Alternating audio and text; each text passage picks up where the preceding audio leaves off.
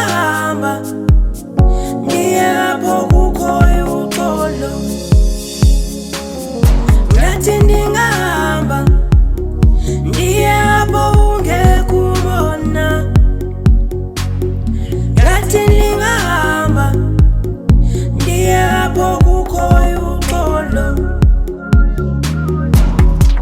Sibiza umoya wobunye, sibiza umoya wobambiswano, sibiza umoya wobunye, sibiza umoya wobambiswano. Phansi kwesibhakabhaka phezu kwegadi, phakathi kohlaza izilwanyane zonke ziyafana. Kwahluka ukwakhiwa nembonakalo, izenzo neengcinga zinye, kwahluka nje amaxesha okwenza. Ungabona iketi ligezela imbiza xa ingazijonganga esipilini, uva isigulane sigezele esinye xa ixesha laso lokugula lingekafiki, kanti nakuso zizabulila kunina lingekafiki. Bendihleli namagqwirha egwadala athi kumceduma sonke ngokugqwirha siyafana, ngaphandle kokuba ke nini ukugqwirha nibayamanisa kuphela nokukhanda. Bekuleli xesha ndicacisela ngokubaluleka kokukhanda, bathi sonke sinobuthixo nobusathana. Apha esihleli yona ngoku sitya ukuhlala, esinamandla ze ibe sesityayo, esiphilayo sesithwethwayo, esibhaqayo sesiphandayo.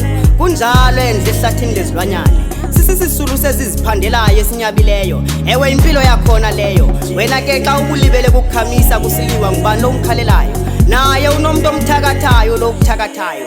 Lala uqinisekile ukuba umthi ungawusebenzisi ukhona okusebenziselayo. Sonke umona into esizalwe nayo, ukuba bengenjalo na ubungazuyinqwenela into yomnye ongenayo.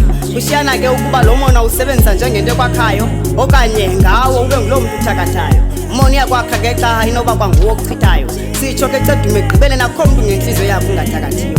Endle isilwanyane ngasinye sihoye isiqu saso nosapho lwaso. Xa intaka ikwazi ukokha ngeentsiba zenye, mhlawumbi nomntu uyaphila ngegazi lomnye. Isilwanyane ngasinye sinamandla aso namaqhinga okulwa nokunqoba utshaba lwaso. Ukuba bengenjalo imbovane ibingena kuyibulala indlovu nobukhulu bayo. Mntakabhomo ikuza ixesha lokuba imfene ingasindi ngoku igolo zayo, mhlawumbi ngenxa yokufeketha inkawu ibe yiyo esizelwayo.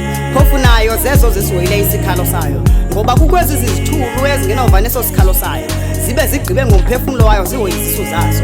Ngoko nayo maze ingaphelele kwilileni qha amaqhingayo, ngoba nangoku umsindo wempuka uncede ekatini, isele liqhumaxhuma lincame entlanzini, kanti kwantlanzileyo uphelelwa ngamaqhinga ekhosini. Inoba ke uyazibuza mntwana omhle sizama ukuthini, sithi thina khanike nime ngathi nisiyekeni niyocela amaqhinga endalweni, ngoba siyafana ekugqibeleni. Umahluko kukwazi, akukho nto nizode niyenze ngenyama, ngoba ekugqibeleni konke kuqala emoyeni phambi kokuya enyameni.